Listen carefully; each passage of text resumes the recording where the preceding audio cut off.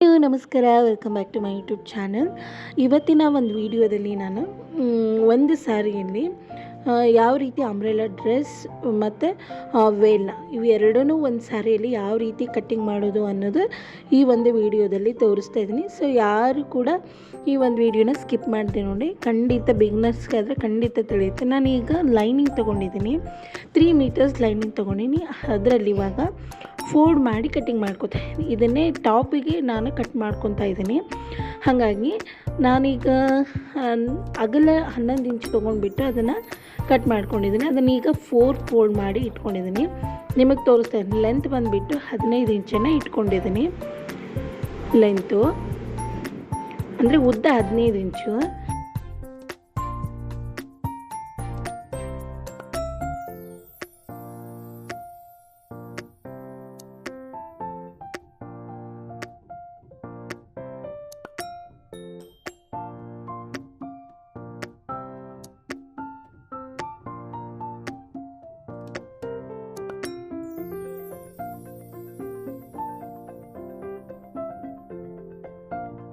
ಅಗಲ ನಾನು 11 ಇಂಚ್ ತೊಗೊಂಡಿದ್ದೀನಿ. ಯಾಕಂದರೆ ಇದೇ ಸುತ್ತಳತೆ 36 ಇರೋದ್ರಿಂದ ಅದನ್ನು 4ನೇ ಭಾಗ 11 ಇಂಚ್ ಅಂದರೆ 9 ಇಂಚು ಪ್ಲಸ್ 2 ಇಂಚು ಎಲ್ಲ ಸೇರಿ 11 ಇಂಚನ್ನು ತೊಗೊಂಡಿದ್ದೀನಿ.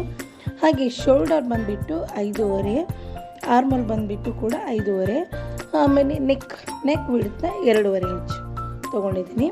ಆಮೇಲೆ ಫ್ರಂಟ್ ನಾನು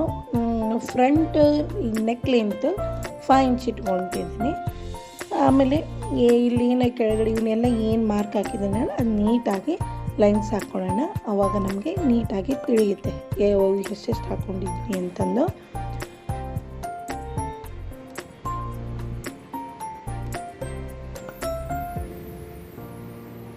ಈಗ ನೆಕ್ಸ್ಟ್ ಬಂದುಬಿಟ್ಟು ಇದು ಮೇನ್ ಇಂಪಾರ್ಟೆಂಟು.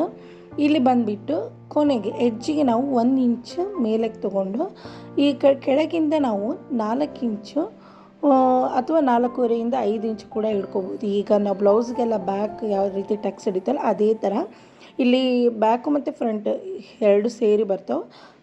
ಉದ್ದ 4 ಇಂಚು. ನೀವು ಅಗಲನ ಅಂದರೆ ಈ ಕಡೆ ಎಡ್ಜಿಂದ ಎಷ್ಟು ಇಟ್ಕೊತೀರಲ್ಲ ಅದು 4.5 ಆದರೆ ಇಟ್ಕೋಬೋದು ಅಥವಾ 5 ಆದರೆ ಇಟ್ಕೋಬೋದು.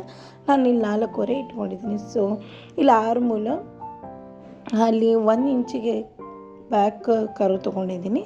ಫ್ರಂಟು 1/2 ಇಂಚ್ ಕಡಿಮೆ ಮಾಡಿ ತೊಗೋಬೇಕು. ನಿಮ್ಗೆ ಆರ್ಮಲ್ ಶೇಪ್ ಏನಾದರೂ ಇದ್ದರೆ ಅದರಲ್ಲಿ ಕೂಡ ನೀವು ಹಾಕೋಬೋದು.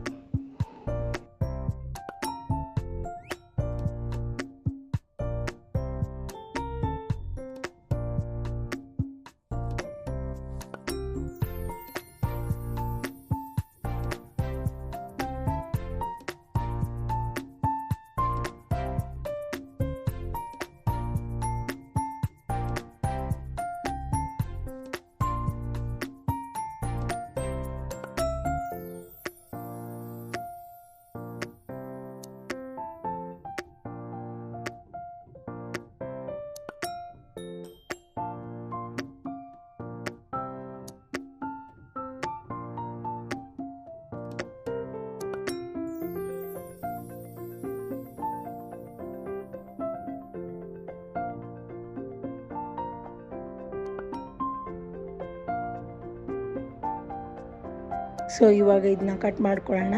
ನೀಟಾಗಿ ಕಟ್ ಮಾಡ್ಕೋಬೇಕು. ಫಸ್ಟ್ ನಾನು ಬ್ಯಾಕ್ ಪಾರ್ಟ್ ಅಂತ ಎಲ್ಲ 4 ಏನು ಎಟ್ ಟೈಮ್ ಕಟ್ ಮಾಡ್ಕೋಬೇಕು, ಮೊದಲು ಅದನ್ನು ಕಟ್ ಮಾಡ್ಕೊಂಡ್ಬಿಡ್ಬೇಕು. ಇವಾಗ ಫಸ್ಟ್ ನಾವು ಆರ್ಮ್ಹೋಲಲ್ಲಿ ಏನು ತೊಗೊಂಡಿದ್ದೀವಲ್ಲ ಬ್ಯಾಕ್ ಶೇಪ್ ಮಾತ್ರ ಕಟ್ ಮಾಡ್ಕೋಬೇಕು. ಫ್ರಂಟ್ನ ಎಲ್ಲ ಸೈಡನ್ನು ಕಟ್ ಮಾಡ್ಕೋಬಾರ್ದು. ಫಸ್ಟ್ ನಾವು ಬ್ಯಾಕ್ ಶೇಪ್ನ ಕಟ್ ಮಾಡ್ಕೊತಾ ಇದ್ದೀನಿ. ಆಮೇಲೆ ಫ್ರಂಟ್ ಮತ್ತು ಬ್ಯಾಕ್ನ ಸಪ್ರೇಟ್ ಮಾಡಿಕೊಂಡು ಫ್ರಂಟ್ ಆರ್ಮ್ಹೋಲ್ ಶೇಪ್ನ ಕಟ್ ಮಾಡ್ಕೋಬೇಕು. ಅದೇ ಥರ ನಾನಿಲ್ಲಿ ಯಾವುದೇ ಥರ ನೆಕ್ ಕಟ್ ಮಾಡ್ಕೊತಿಲ್ಲ. ಯಾಕಂತಂದರೆ ಅದಕ್ಕೆ ನಾನು ಕ್ಯಾನ್ವಾಸ್ ಹಾಕಬೇಕು. ಹಾಗಾಗ್ಬಿಟ್ಟು ನಾನು ನೆಕ್ ಪಾರ್ಟ್ನ ಕಟ್ ಮಾಡ್ಕೊತಿಲ್ಲ. ಸ್ಟಿಚಿಂಗ್ ಮಾಡುವಾಗ ಕಟ್ ಮಾಡ್ಕೊತೀನಿ. ಸೊ ಇಷ್ಟು ಕಟ್ ಮಾಡಿ ಇಟ್ಟಿದ್ದೀನಿ. ಈಗ ನಾನು ಫ್ರಂಟು ಮತ್ತು ಬ್ಯಾಕ್ ಪಾರ್ಟ್ನ ಸಪ್ರೇಟ್ ಮಾಡ್ಕೊತಾ ಇದ್ದೀನಿ. ಇವಾಗ ಸಪ್ರೇಟ್ ಮಾಡಿಕೊಂಡು ಬ್ಯಾಕ್ಗೆ ಸ್ವಲ್ಪ ಡ್ರಾಫ್ಟಿಂಗ್ ಮಾಡಬೇಕು. ಅದನ್ನು ಏನು ಅಂತಂದು ಇವಾಗ ತೋರಿಸ್ತೀನಿ ನಿಮಗೆ. ನೀಟಾಗಿ ಈ ಥರ ಕಟ್ ಮಾಡಿಕೊಂಡು ಫ್ರಂಟ್ ಬೇರೆ ಬ್ಯಾಕ್ ಬೇರೆ ಮಾಡ್ಕೊಂಬಿಟ್ರೆ ನಿಮಗೆ ಟೆನ್ಷನ್ ಇರೋದಿಲ್ಲ. ಸೊ ಫಸ್ಟ್ ಹಾಕಿದ್ದು ನಾನೀಗ ಫ್ರಂಟ್ ಇದು ನಿಮಗೆ ಮಾರ್ಕ್ ಕೂಡ ಮಾಡಿದ್ದೀನಿ. ಈಗ ಫ್ರಂಟ್ ನಾನು ಆರ್ಮೋಲಲ್ಲಿ ಕಟ್ ಮಾಡಿದ್ದಿಲ್ಲ, ಈ ಥರ ಸಪ್ರೇಟ್ ಮಾಡಿಕೊಂಡು ನಾನಿಲ್ಲಿ ಆರ್ಮೋಲ್ ಶೇಪ್ನ ಕಟ್ ಮಾಡ್ಕೊತಾ ಇದ್ದೀನಿ. ನಿಮಗೆ ನೆನಪಿಲ್ಲಾರ್ದೆ ನಾ ಏನು ಮಾಡ್ತೀರಿ ಅಂತಂದರೆ ಫ್ರಂಟು ಮತ್ತು ಬ್ಯಾಕು ಎರಡೂ ಕೂಡ ಕಟ್ ಮಾಡಿಬಿಡ್ತೀರಿ. ಅವಾಗ ಏನಾಗುತ್ತೆ ಅಂದರೆ ಶೇಪು ಚೆನ್ನಾಗಿ ಬರೋಲ್ಲ, ತಪ್ಪಾಗಿಬಿಡುತ್ತೆ. ಅದಕ್ಕೆ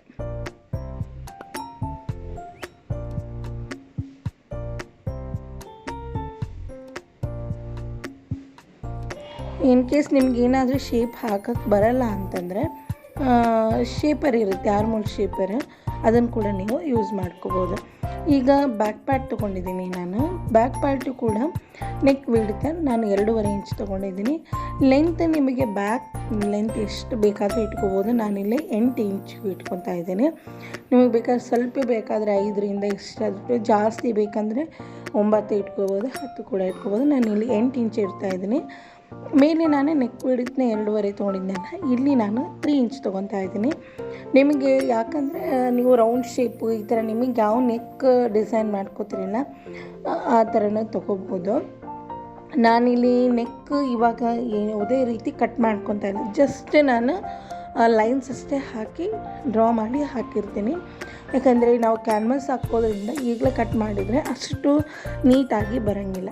ಹಾಗಾಗಿ ನಾನು ಯಾವುದೇ ಥರ ಕ್ಯಾನ್ವಾಸ್ ಹಾಕಬೇಕಲ್ಲ, ಹಾಗಾಗಿ ಯಾವುದೇ ಥರ ನೆಕ್ ಪಾರ್ಟ್ನ ಕಟ್ ಮಾಡ್ತಾಯಿಲ್ಲ. ಇವಾಗ ಆ ಕಡೆ ಯಾವ ರೀತಿ ನಾವು ಟಕ್ಸ್ ಪಾಯಿಂಟ್ನ ಹಿಡ್ಕೊಂಡಿದ್ವಿ, ಸೇಮ್ ಅಲ್ಲಿ 4.5 ಬಿಟ್ಟು 4 ಇಂಚ್ ಹೈಟ್ ಇಟ್ಕೊಂಡಿದ್ವಿ. ಸೊ ಬ್ಯಾಕ್ ಪಾರ್ಟು ಫ್ರಂಟ್ ಎರಡೂ ಕೂಡ ಕಟ್ಟಾಯಿತು. ಇದನ್ನು ಸಾರಿ ಒಳಗೆ ನಾವು ಕಟ್ ಮಾಡ್ಕೋಬೇಕು.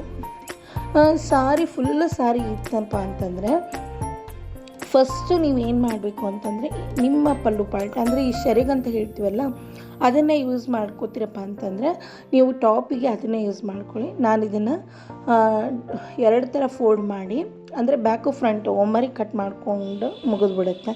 ಸಪ್ರೇಟ್ ಮಾಡ್ಕೊಳ್ಳೋದಕ್ಕಿಂತ ಈ ಥರ ಮಾಡಿಕೊಂಡ್ರೆ ಬೇಗನೂ ಆಗುತ್ತೆ. ಅದಕ್ಕೆ ನಾನು ಇದು ಚೆನ್ನಾಗಿ ಕಾಣುತ್ತೆ ಟಾಪಿಗೆ ಅಂದ್ಕೊಂಡು ಈ ಶೆರಗಿನ ಪಾರ್ಟ್ನ ಕಟ್ ಮಾಡ್ಕೊತಾ ಇದ್ದೀನಿ. ನೀಟಾಗಿ ಕಟ್ ಮಾಡಿಕೊಂಡು ಇದನ್ನು ತೆಗೆದುಬಿಡಬೇಕು. ಈಗ ನಮಗೆ ಟಾಪ್ ಅಂತೂ ಕಟ್ ಮಾಡಿಕೊಂಡು ಮೇನ್ ಫ್ಯಾಬ್ರಿಕ್ ವಿತ್ ಲೈನಿಂಗ್. ಇವಾಗ ಸ್ಲೀವ್ಸ್ ಕಟ್ ಮಾಡಬೇಕು.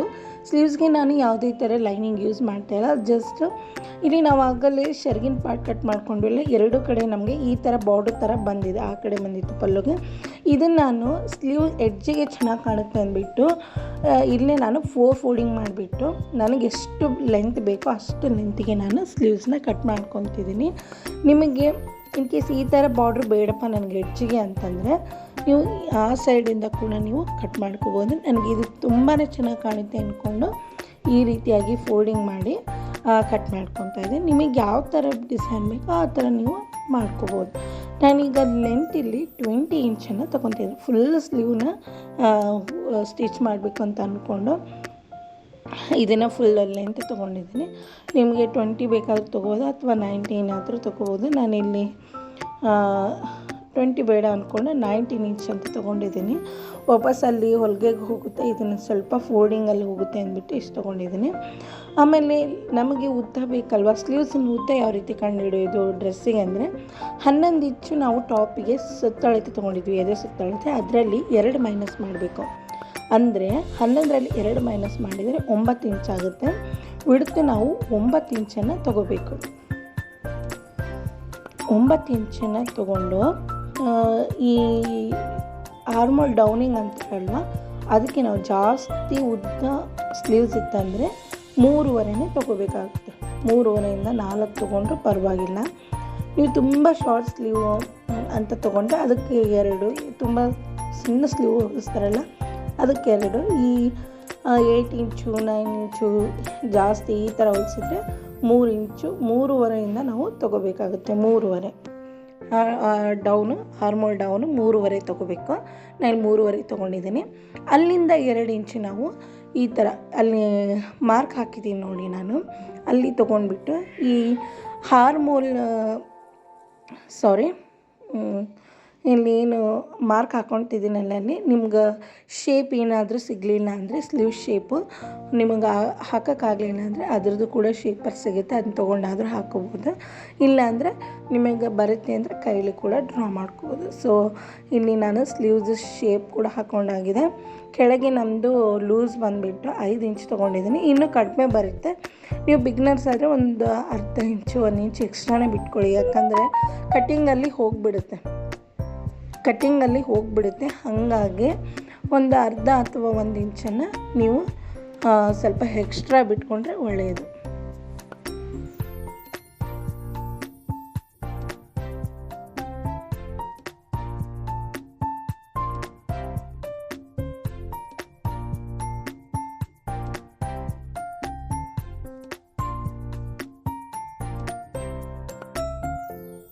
ಈಗ ನಾನು ದುಪ್ಪಟ್ಟ ಮತ್ತು ನಮ್ಮದು ಅಂಬ್ರೆಲಾ ಸ್ಕರ್ಟ್ನ ಯಾವ ರೀತಿ ಕಟ್ ಮಾಡೋದು ಸ್ಯಾರಿನ ಅಂತ ಹೇಳ್ತೀನಿ. ನಾನು ಇಲ್ಲಿ ತೋರಿಸ್ತಾ ಇದ್ದೀನಲ್ಲ ವೀಡಿಯೋದಲ್ಲಿ, ಆ ಒಂದು ಪಾರ್ಟ್ ಬಂದುಬಿಟ್ಟು ದುಪ್ಪಟ್ಟ. ಈ ಕಡೆ ಫೋಲ್ಡಿಂಗ್ ಮಾಡಿರೋ ಪಾರ್ಟ್ ಅಂಬ್ರೆಲಾ ಸ್ಕರ್ಟ್. ಇಲ್ಲಿ ನಾನು ಫ್ಲೇರ್ ಅಂಬ್ರೆಲಾ ಅಥವಾ ಗೇರ್ ಅಂಬ್ರೆಲಾ ಅಂತ ಕರೀತಾರಲ್ಲ, ಆ ಅಂಬ್ರೆಲಾನ ಸ್ಟಿಚ್ ಮಾಡ್ಕೋತಾ ಇದ್ದೀನಿ. ಇಲ್ಲಿ ನಮಗೆ ಒಂದು ಸೀರೆಯಲ್ಲಿ ದುಪ್ಪಟ್ಟ ವಿತ್ ಅಂಬ್ರೆಲಾ ಡ್ರೆಸ್ ಬೇಕಾ ಅಂತಂದರೆ, ಅದು ಗೇರ್ ಅಂಬ್ರೆಲಾ ಡ್ರೆಸ್ ಬೇಕಂದರೆ ಅಟ್ಯಾಚ್ ಬಟ್ಟೆ ಬರುತ್ತೆ. ನಿಮಗೆ ಅಟ್ಯಾಚ್ ಬಟ್ಟೆ ಬೇಡ, ನನಗೆ ನೀಟಾಗಿ ಅಂಬ್ರೆಲಾ ಡ್ರೆಸ್ ಅಷ್ಟೇ ಬೇಕು ವಿತ್ ದುಪ್ಪಟ್ಟನೂ ಬೇಕು ಅಂತಂದರೆ ಸಿಗುತ್ತೆ. ಬಟ್ ಫ್ಲೇರ್ ಅಂಬ್ರೆಲಾ ಸಿಗೋಲ್ಲ, ಜಸ್ಟ್ ಮಾಮೂಲಿ ಅಂಬ್ರೆಲಾ ಡ್ರೆಸ್ಸು ಆಗುತ್ತೆ, ದುಪ್ಪಟ್ಟನೂ ಆಗುತ್ತೆ. ನಿಮಗೆ ಅಟ್ಯಾಚ್ ಬಟ್ಟೆ ಇದ್ದರೆ ಓಕೆ, ನಡೆಯುತ್ತೆ, ನೋ ಪ್ರಾಬ್ಲಮ್. ಅಂತಂದರೆ ಗೇರ್ ಅಂಬ್ರೆಲಾನೂ ಆಗುತ್ತೆ, ದುಪ್ಪಟ್ಟನೂ ಆಗುತ್ತೆ. ನೀವು ಫಸ್ಟು ನಿಮ್ಮ ಸೀರೆ ಆಗುತ್ತೋ ಇಲ್ಲ ಅನ್ನೋದು ಫಸ್ಟ್ ನೀವು ಫೋಲ್ಡ್ ಮಾಡಿ ನೋಡಬೇಕು, ಆಮೇಲೆ ಕಟ್ಟಿಂಗ್ ಮಾಡಬೇಕು. ನೀವು ಮುಂಚೆ ಏನಾದರೂ ಇನ್ ಕೇಸ್ ಕಟ್ ಮಾಡಿದರೆ ಬಟ್ಟೆ ಪೂರ್ತಿಯಾಗಿ ವೇಸ್ಟ್ ಆಗುತ್ತೆ, ಆಮೇಲೆ ಯಾವುದಕ್ಕೂ ಯೂಸ್ ಆಗೋಲ್ಲ. ನಾನೀಗ ದುಪ್ಪಟ್ಟ ಪಾರ್ಟ್ನ ಪೂರ್ತಿಯಾಗಿ ಕಟ್ ಮಾಡ್ಕೊಂಡು ತೆಗ್ದಿದ್ದೀನಿ. ಇಲ್ಲಿ 4 ಫೋಲ್ಡಿಂಗ್ ಇದೆ. ಇದು ಏನು ಈ ಅಂಬ್ರೆಲಾಕ್ಕೆ 4 ಫೋಲ್ಡಿಂಗ್ ಇದ್ದಿದ್ದನ್ನು ನಾನೀಗ ಕೋನ್ ಶೇಪಲ್ಲಿ ಹಾಕಿದ ಮೇಲೆ ಇದು 8 ಫೋಲ್ಡ್ ಆಗುತ್ತೆ. ನೀವು ಆಮೇಲೆ ಎಣಿಸ್ಬಿಡಿ 8 ಫೋಲ್ಡ್ ಆಗಿದೆಯೋ ಅಥವಾ 4 ಫೋಲ್ಡ್ ಆಗಿದೆಯೋ. 4 ಫೋಲ್ಡ್ ಆದರೆ ಜಸ್ಟ್ ಮಾಮೂಲಿ ಅಂಬ್ರೆಲಾ ಡ್ರೆಸ್ ಆಗುತ್ತೆ. ಈಗ 8 ಫೋಲ್ಡ್ ಆದರೆ ಫುಲ್ ಫ್ಲೇರ್ ಅಂಬ್ರೆಲಾ ಡ್ರೆಸ್ ಬರುತ್ತೆ. ನಾನು ಈಗ ಸೊಂಟಕ್ಕೆ 4.5 ತೊಗೊಂಡಿದ್ದೀನಿ ಅಳತೆ. ಕೆಳಗೆ ಪೂರ ಲೆಂತ್ ಬಂದುಬಿಟ್ಟು 30 ಬೇಕಾ ಅಥವಾ 31 ಬೇಕಾ, ನಿಮಗೆ ಎಷ್ಟು ಲೆಂತ್ ಬೇಕೋ ಅಷ್ಟು ಇಟ್ಕೊಂಡು ನಾನಿಲ್ಲಿ 31 ಅಂತ ಇಟ್ಕೊಂಡಿದ್ದೀನಿ. 3 ಶೇಪ್ ಹಾಕಿದೆ. ನನಗೆ ಇಷ್ಟ ಆಗಿರೋ ಅಂದರೆ ನಿಮ್ಮ ಬಾಡಿ ಪಾರ್ಟಿಗೆ ಎಷ್ಟು ಲೆಂತ್ ಬೇಕೋ, ಸ್ವಲ್ಪ ಜಾಸ್ತಿ ಕೆಲವ್ರಿಗೆ ಮೇಲೆ ಇರಲಿ ಅಂದ್ಕೊಂಡ್ರೆ ನೀವು ಕಡಿಮೆ ಕೂಡ ತೊಗೋಬೋದು. ನಾನಿಲ್ಲಿ 31 ತೊಗೊಂಡಿದ್ದೀನಿ. ನಿಮಗೆ ಎಷ್ಟು ಬೇಕೋ ಅಷ್ಟು ತೊಗೊಂಡು ಇಲ್ಲಿ ತೋರಿಸ್ತಾ ಇದ್ದೀನಿ ನೋಡಿ. ವೆಸ್ಟ್ ಬಂದುಬಿಟ್ಟು 4.5 ಇಂಚ್ ತೊಗೊಂಡಿದ್ದೀನಿ. ಇವಾಗ ಇದು ನೀಟಾಗಿ ಪೂರ್ತಿಯಾಗಿ ಕಟ್ ಮಾಡ್ಕೋಬೇಕು. ಕಟ್ ಮಾಡಿಕೊಂಡು ಇಲ್ಲಿ ಯಾವ ರೀತಿ ಕಟ್ ಪೀಸ್ನ ನಾವು ಅಟ್ಯಾಚ್ ಮಾಡ್ಕೋಬೇಕು ಅನ್ನೋದು ಕೂಡ ಒಂದು ವಿಡಿಯೋದಲ್ಲಿ ಹೇಳ್ತೀನಿ.